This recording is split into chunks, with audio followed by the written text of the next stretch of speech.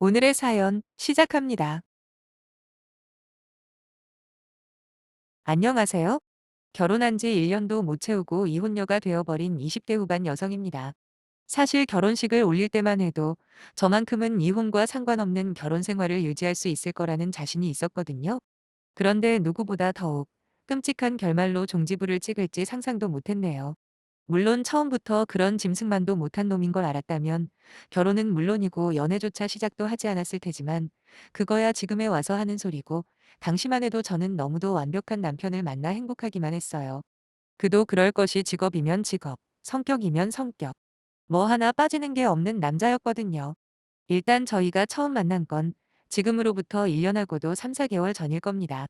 유난히 제 결혼에 민감하신 부모님이셨던지라 저는 대학교 졸업하고 직장을 잡은 지 2년도 안 돼서부터 여기저기 맞선 자리에 나가기 시작했지요. 특히나 요즘 같은 시대에 저처럼 일찍부터 맞선을 보러 다니는 여자가 어디 있겠습니까? 당연한 말이지만 저도 초반엔 부모님께 반항도 해보고 그랬어요. 자만추라고 하죠? 자연스러운 만남을 통해 연애하고 싶다. 아무리 설득을 해도 소용이 없더라고요. 저희 어머니는 그나마 어느 정도 말이 통하는 분이긴 한데 정작 문제는 아버지였어요. 직업군인 출신이신 아버지는 어릴 때부터 얼마나 엄하게 저를 키우셨는지 모릅니다. 통금 시간은 기본이고 옷차림새부터 만나는 친구들까지 전부 다 간섭을 하셨지요. 사람이라는 게 참 희한한 게 아무리 부당한 요구라도 상대방에서 너무 당당하게 들이밀면 자기도 모르게 휩쓸리게 되더군요. 결국 저희 아버지는 제 친구들 사이에서도 무섭기로 유명해졌고 저는 그렇게 아버지 한마디면 무조건 순종하는 인생을 살았네요. 물론 이혼하는 과정에서도 여러 가지 일들이 있었지요. 특히나 아버지께서는 처음에 얼마나 반대를 하셨는지 모릅니다. 막말로 남자가 바람 피운 것만 아니면 꾹 참고 계속 살라는 말까지 하셨다니까요. 하지만 이내 제가 왜 이혼을 결심하게 되었는지 들으신 후로는 저만 보면 마치 당신께서 죄인이 된 것처럼 고개도 못 드시더라고요. 마치 그런 이상한 인간과 결혼하게 된 게 전부 다 본인 잘못이라고 생각하시는 듯 했죠. 아무튼 본의 아니게 여러 번의 만남을 가졌음에도 불구하고 제 마음에 쏙 드는 남자를 만나지는 못했습니다. 뭐 그렇다고 제가 눈이 엄청나게 높거나 까탈스럽다고 생각하지는 않아요. 단지 자기 밥벌이 확실하게 할 수 있는 성실하고 착한 사람이면 충분했는데 그런 남자 만나기가 영 쉽지가 않더군요. 그렇게 별다른 소득 없이 몇 년이 흘러갔고 어느새 저는 20대 후반에 접어들게 되었습니다. 하지만 제 결혼에 대한 부모님의 압박은 여전했고 이제는 어느 정도 중립을 지키시던 어머니까지 합세에 닥달을 하시는 겁니다. 결국 저는 자의반 타의반으로 결정사라고 하죠. 결혼정보회사 말이에요. 이런 정보까지 알려줘야 하나 싶을 만큼 별의별 질문들에 대한 답변을 마치고 가입을 했더니 곧바로 만남을 주선해 주더라고요. 참고로 이상형을 묻는 질문에 제가 뭐라고 대답을 했냐면 직업, 나이, 학벌, 외모 등등 나열하면서 뭐 하나는 포기해야 한다길래 저는 곧바로 나이와 외모를 포기한다고 그랬어요. 지금까지 동갑이나 연하남과 연애했을 때 그리 좋은 기억이 없기도 했고 이왕 포기할 거면 인성이나 개인의 능력과 상관없는 나이나 외모를 포기하는 게 현명할 거라 판단했거든요.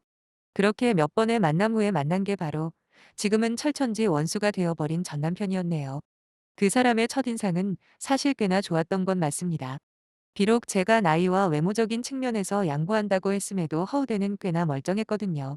뭐 나이는 저보다 7살이 많았지만 그것만 제외하면 누가 봐도 탐낼 만한 남자임에는 확실했죠. 거기다 어떤 주제로 대화를 해도 끊이지 않고 자연스럽게 이어지는데 첫 만남이었지만 시간 가는 줄 모른다는 게 어떤 의미인지 한 번에 깨달았다니까요. 언뜻 들으면 이혼한 마당에 전 남편 칭찬을 왜 하는지 이해가 안 되시는 분들도 계실 텐데 그만큼 다른 좋은 장점들을 무색하게 할 치명적인 단점이 있었다는 겁니다. 서로 성향이나 성격이 잘 맞는다는 점을 제외하고도 의사라는 직업이라던가 일하는 시간을 제외하고 가장 많이 투자하는 게 운동일 만큼 자기 관리에 있어서도 철저한 전 남편이었어요. 그래서 6개월 조금 넘는 연애 생활을 마치고 결혼한다 주위에 알렸을 때 다들 어찌나 저를 부러워하던지요. 그리고 당시에 남편에게 가장 고마웠던 건 다름 아닌 저희 부모님에게 너무도 잘한다는 점이었습니다. 비록 저한테는 엄하기만 했던 아버지도 어느새 세월의 무게는 모시기시는지 행동이며 말들이 눈에 띄게 부드러워지셨다고 해야 하나 아니면 약해졌다고 해야 하나 아무튼 전역하신 이후부터 많이 우울해 보였거든요. 어머니도 아버지를 따라가시는지 같이 축 처지는 것 같아 걱정이었는데 딱 때마침 나타난 사위가 어찌나 살갑게 대해주는지 제가 외동이라 그런가 조금 이기적인 성향이 있거든요. 거기다 애교도 없는 편이고요. 어찌 보면 아버지가 하도 엄하게 키우셔서 저도 모르게 성격이 딱딱해진 거일 수도 있겠지만 아무튼 딸내미라고 하나 있는 게 다정한 말 한마디 못한다고 어머니에게 구박도 자주 받았었죠. 그런데 남편이 그런 제 부족한 부분을 어찌나 잘 채워주는지 오죽하면 저희 부모님이 저보다 사위를 더 반겨하셨다니까요. 그리고 운동하는 시간을 제외하면 대부분 저와 대화를 하거나 맛집 찾아 여행도 다녀주는 남편이었고, 비록 페이닥터이긴 하지만 돈도 잘 벌어다 줬기 때문에 저로서는 하등 불만을 가질 이유가 없는 결혼 생활이었지요. 물론 저도 현재 다니는 회사에서 나름 인정도 받고 저희 부모님께 물려받을 재산도 만만치 않아서 남편에 비해서 제가 부족하다 생각한 적은 하지 않고 살았어요. 그렇지만 친구들이나 주변의 지인들이 저더러 결혼 잘했다고 이만한 남편감 구하기가 요즘에 쉬운 줄 아냐는 말들을 들을 때마다 부정하지 못하겠더라고요. 신혼 초기만 하더라도 저는 평생 남편이랑 알콩달콩 살 수 있을 거라 믿어 의심치 않았습니다. 그런데 결혼한 지 반년이 조금 지나서부터 남편이 조금씩 이상한 말을 하는 거예요. 처음엔 본인이 어렸을 때 친구들로부터 괴롭힘을 얼마나 많이 당했으며 그로 인해 가슴에 지우기 힘든 상처들을 털어놓는 걸로 시작하더군요. 당연히 저는 같이 가슴 아파하며 위로해주고 안아줬지요. 그런데 문제는 그렇게 괴롭힘을 당하면서 조금씩 이상한 감정을 느끼기 시작하더래요. 특히 자신이 가장 아끼던 게임기를 빼앗겼을 때가 있었는데 한 번도 반항 한 번 못하고 당하기만 하던 남편도 그때는 너무 화가 나서 여러 명의 일진애들이 있는데도 불구하고 덤벼들었답니다. 물론 실컷 얻어터졌고요. 여기까지의 이야기만 놓고 보면 남편 잘못은 하나도 없습니다. 도리어 학창 시절에 힘들었던 과거에도 불구하고 어쨌든 남들이 보기에 성공한 인생을 살게 되었으니까 그것만으로도 칭찬받아 마땅하다고도 볼 수 있겠죠. 하지만 그거 어디까지나 내막을 잘 모르는 제3자 입장에서나 그렇지 정작 저는 지금까지 트라우마에 시달릴 만큼 끔찍한 경험을 했습니다. 여러분들은 혹시 엔트르이라는 말을 들어보신 적이 있나요?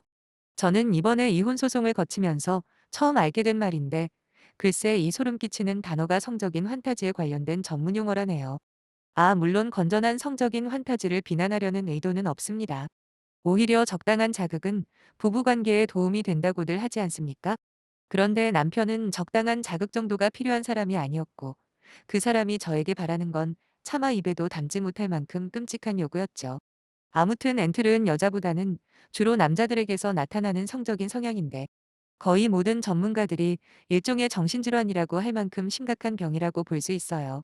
사실 다시 떠올리기도 싫지만 이해를 돕기 위해 아주 간단히 설명해 보자면 사랑하는 여자만으로 육체적 흥분을 느끼는 게 정상적인 보통 남자잖아요. 그런데 이 엔트르 미친놈들은 본인이 사랑하는 여자가 다른 남자와 관계를 가지는 모습을 통해서 쾌락을 느낀다는 겁니다. 아니 상상이 되시나요?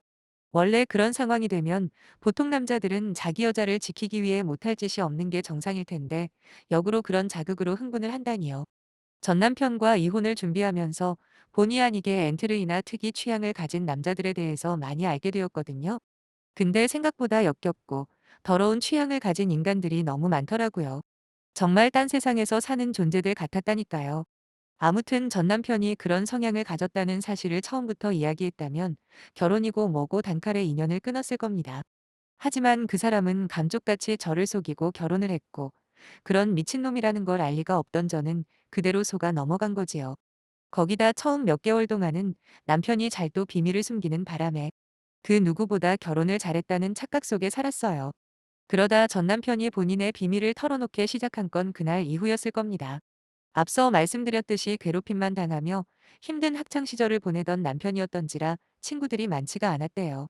그 와중에 절친이라고 부를 수 있는 친구가 딱 한 명 있었는데 그 친구가 어느 날 심근경색으로 갑자기 세상을 떠나게 된 거예요. 뭐 가장 친한 친구를 잃은 슬픔이야 모를 리 없다지만 남편은 아주 이상한 깨달음을 얻어버린 겁니다. 그건 바로 하고 싶은 건 하고 살자. 괜히 꾹꾹 참고 살아봐야 죽으면 무슨 소용이냐. 뭐 이런 소리를 하더라고요. 그러면서 가장 먼저 실행에 옮긴 일이 뭐였는지 아세요? 자기가 성적으로 특이 취향이라는 걸 고백하는 거였습니다. 그런 솔직함은 없는 게 더 나을 법도 한데 남편은 본인이 얼마나 큰 용기로 제게 털어놓는지 어필했고 계속해서 본인의 불우했던 어린 시절 핑계를 대더군요. 그러면서 한다는 말이 육체적인 본능은 본능이고 저를 사랑하고 진심으로 아끼는 마음은 변함이 없다는데 이게 무슨 헛소리랍니까? 너무 황당하고 화가 치밀어 올랐지만 일단은 진정하자 스스로를 달래며 정확하게 나한테 바라는 게 뭐냐고 단도직입적으로 물어봤죠.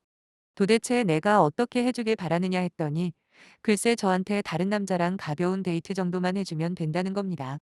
상대 남자는 본인이 알아서 구해줄 테니까 그냥 저는 그 남자랑 밥도 먹고 영화도 보고 좀 더 편해지면 그때는 뭐 술도 한잔하면 좋다고 말을 흐리는데 진짜 사람 마음이라는 게 참 바보 같대요. 금방이라도 울 것 같은 얼굴로 남편이 그러더라고요. 자기도 이런 취향 때문에 너무 고통스러웠다고요. 지금까지 살면서 그 누구한테도 말해본 적 없다면서 유일하게 저만이 자신을 구원해 줄 수 있다나 뭐라나 애원을 하는데 솔직히 애처로운 마음이 들었던 것도 사실입니다. 그렇지만 차라리 다른 요구라면 얼마든지 들어줄 수 있다 쳐도 자기 와이프한테 다른 남자랑 데이트를 해달라는 걸 어떻게 이해해 줄 수가 있겠냐고요. 남편은 자꾸만 어렸을 적 안 좋았던 일들을 핑계로 합리화를 하는데 아니 그럼 학교폭력이나 가정폭력을 경험한 사람들은 전부 다 잘못되는 게 맞다는 겁니까? 오히려 그런 상처들을 이겨내고 훌륭하게 살고 있는 사람들이 훨씬 많잖아요. 지금도 후회되는 건 남편의 실체를 알자마자 단번에 갈라섰어야 하는데 그러지 못했다는 겁니다. 무슨 생각이었는지 지금 돌이켜보면 저 스스로도 납득이 되지를 않네요. 잠깐 그러다 말 거라고 생각을 했던 걸까요? 아니면 고칠 수 있다는 희망을 가졌던 걸까요? 뭐 인정하기는 싫지만 그 사람이 가지고 있는 조건들을 놓치기 싫어서였을 수도 있겠네요. 그냥 나만 흔들리지 않고 천천히 남편을 설득해 나가면 점점 좋아질 줄 알았어요. 그래서 남편한테 좀 더 적극적으로 관계를 요구하기도 하면서 이상하고 괴상한 자극이 없는 상태에서도 정상적인 부부관계가 유지될 수 있다는 걸 보여주고 싶었죠.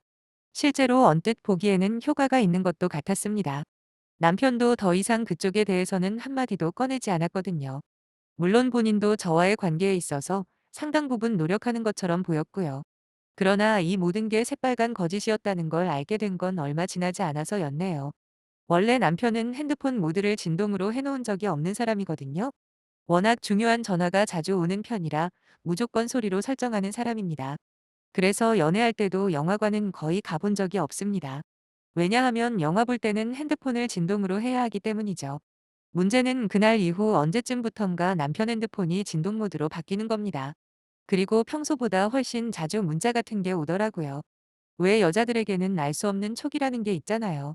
남편에게 무언가 제가 알아선 안 될 비밀이 생긴 게 분명해 보였고, 저는 지난번 일과 관련이 있다는 확신을 가졌어요. 불행인지 다행인지 남편은 그런 제 마음은 꿈에도 생각하지 못했는지 샤워할 때나 잠을 잘 때 아주 손쉽게 남편의 핸드폰을 열어볼 수가 있었습니다. 그리고 저는 아주 큰 충격에 빠져버렸죠.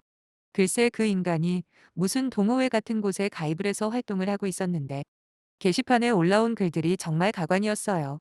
거기는 남편과 같은 취향을 가진 변태들만 모여 있었거든요. 그리고 대부분 결혼한 유부남들이었다는 게 더욱더 소름이 끼치네요. 남편은 가입한 지 얼마 안 돼서 그런지 글을 쓰기 시작한 게 며칠 되지 않았었는데 대부분의 글 내용이 뭐였는지 아세요? 믿으실지는 모르겠지만 거기서 오래 활동한 사람들 중에 와이프까지 같이 활동하는 몇몇 커플들이 있었고 같이 활동한다는 말에서 이미 짐작을 하셨겠지만 쌍방 합의가 되었다는 겁니다. 즉 본인의 와이프를 다른 남자에게 소개를 해주고 그 과정에서 느껴지는 질투심 같은 걸로 자기 성적 욕구를 채우는 거죠. 글을 쓰면서도 믿어지지 않네요. 아무튼 전 남편은 그런 사람들의 후기글마다 좋아요를 남긴 건 물론이고 댓글에다 너무 부럽다는 둥, 자기도 언젠가 꿈을 이루고 싶다는 둥 별의별 헛소리를 써놨더라고요. 거기다 가장 최악인 건 이름만 밝히지 않았다 뿐이지. 누가 봐도 저를 유추할 수 있을 만큼 자세하게 제 이야기를 남기기도 했다는 겁니다. 우리 둘만 아는 아주 개인적인 일들까지 시시콜콜 털어놓으며 마치 저를 판매 상품인 것처럼 여기저기에서 평가를 받는 모습은 진짜 조만간 생판 모르는 남자가 저를 덮쳐도 이상하지 않을 정도였다니까요. 2대1이 더 자극적이라느니 3대1이 더 흥분된다느니 하는 댓글들을 며칠 동안 읽고 있자니까 제 정신까지 무너질 것 같아 남편 핸드폰 염탐하는 건 그만두었습니다. 물론 이혼은 진작에 결심한 상태였고 저에게 필요하다 싶은 자료는 전부 모아둔 후였고요. 다른 것도 당연히 용서가 안 되지만 특히나 저에 대한 신상을 그런 더러운 곳에 공공연히 오픈시켰다는 게 가장 열받는 포인트였죠.